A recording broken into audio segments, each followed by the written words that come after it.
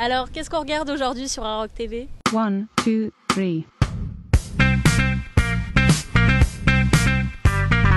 Aujourd'hui, jour 9 à Cannes, on va parler de The Search de Michel Hazanavicius, qui prouve qu'il aurait dû en rester à OSS 117.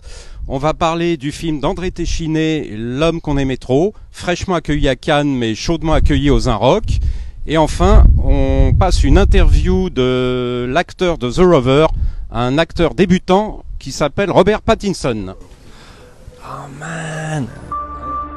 What feeling do you have when you wake up in the morning?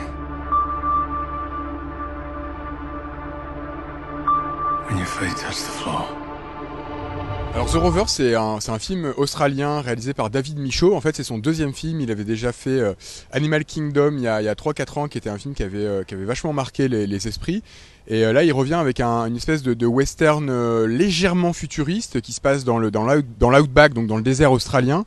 Avec un concept ultra minimaliste, très proche de Mad Max en fait, c'est-à-dire que c'est des types en bagnole qui se poursuivent parce que l'un a volé un truc à l'autre, on ne sait pas très bien ce que c'est, on ne sait pas très bien quelles sont leurs motivations, mais ils se poursuivent et ils se veulent du mal. What feeling do you have?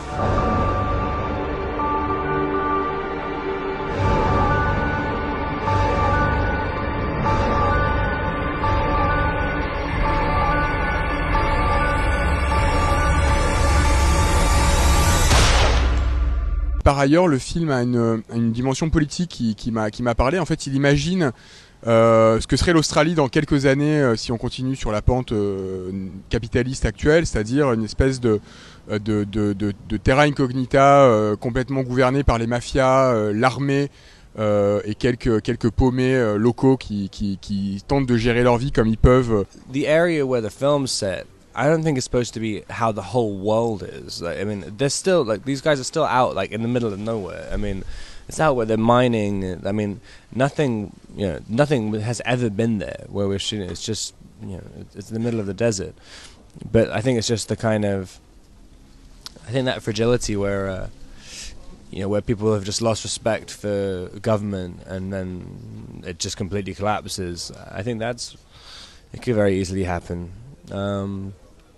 And it is quite sad, but and I think governments have to rebuild trust and a relationship with the public. So I don't think anyone, I think my generation doesn't have any respect for government at all. Évite-toi de ce type, il est malsain, il s'intéresse qu'à ton argent. Je crois que j'ai une idée qui pourrait intéresser Fratoni. C'est un gangster, non? Combien elle veut l'héritière? 3 millions? Ok, si elle vote contre sa mère. Je vous demande donc de voter pour le renouvellement de mon mandat. Je vote contre. Qu'est-ce que tu fais? Agnès, je vote contre. L'homme qu'on aimait trop de André Téchiné.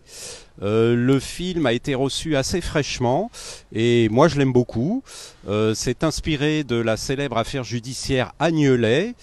Et c'est un film à la fois qui est inspiré donc d'un fait d'actualité et qui est totalement téchinien, c'est-à-dire qu'on retrouve à la fois tous les motifs, les thèmes et le style de Téchiné, les conflits familiaux, les frottements entre générations, les désirs désaccordés, une certaine noirceur et en même temps une lumière solaire, voilà, puisqu'on sait que l'été est la saison préférée d'André Téchiné.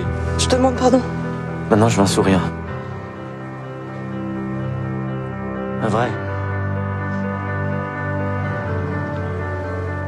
Et ce qui m'a beaucoup plu aussi, c'est que les personnages principaux, joués par Catherine Deneuve, Guillaume Canet et Adèle Haenel, qui est vraiment en pleine montée dans ce festival, donc ces personnages ne sont ni sympathiques ni antipathiques, ou plutôt ils sont les deux à tour de rôle, parfois sympathiques, parfois antipathiques, et le film ne les juge pas. Les personnages tout au long du film et jusqu'au bout ont cette ambiguïté morale, cette incertitude qui fait que ce sont ni des bons ni des méchants. Et ça, je trouve ça finalement assez rare au cinéma, et ça me plaît beaucoup.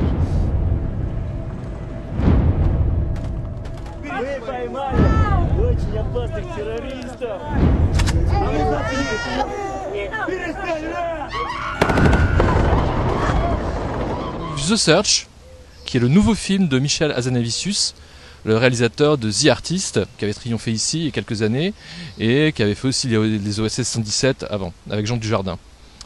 Là, il change complètement de registre, Hazanavicius. Il veut faire un film de guerre. Ça se passe en Tchétchénie, en 99. Et la situation est dramatique. Les Russes viennent d'entrer en Tchétchénie et ils massacrent allègrement les populations. Ils pillent les maisons. Enfin voilà, c'est une catastrophe. Whole families are just wiped out. And then you never know why there's a kid who makes it. Some of them are so little that it's just a miracle sometimes. Le film est vraiment pénible, poussif, et surtout Hazanavicius, qui, on l'imagine, voulait se frotter un peu au cinéma de guerre, c'est-à-dire au cinéma américain, au Coppola, au De Palma, même à Clint Eastwood, à tous les grands cinéastes, à Kubrick aussi, tous ces grands cinéastes américains qui ont réussi des films quand même flamboyants, Spielberg aussi, et là il nous fait un petit film petit bras. On s'attend toujours à avoir des scènes de guerre assez impressionnantes. En fait, on voit absolument que dalle. Non, c'est vraiment pas bien. Et puis il y a des choses dans la mise en scène qui sont vraiment gênantes. Enfin, des tentatives d'humour qui sont quand même très déplacées. Et bon, c'est un film raté. 1, 2, 3